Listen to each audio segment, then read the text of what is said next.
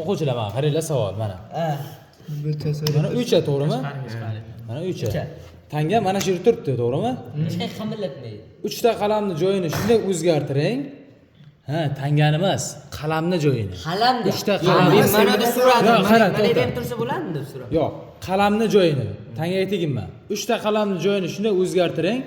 Tanga uyda ichida qolsin. Birinchi bir manada bo'ladi yo manada bo'ladi. Topsang 200 ming so'm pul. Mukofot mana. Shunday bo'ladi. Topgan o'quvchiga.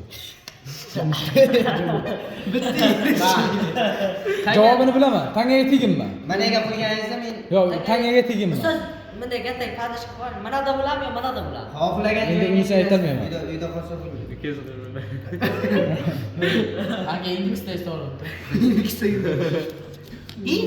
Oy ustoz. Bunday bo'lsa, nima qiladi? Yo to'xta. Uchta deyapti, uchta. Mana narsa mana bu topga qilsak. Ha. Kim men ikki bunday qo'yib. Nima bo'ldi? 6-chi bo'ldi.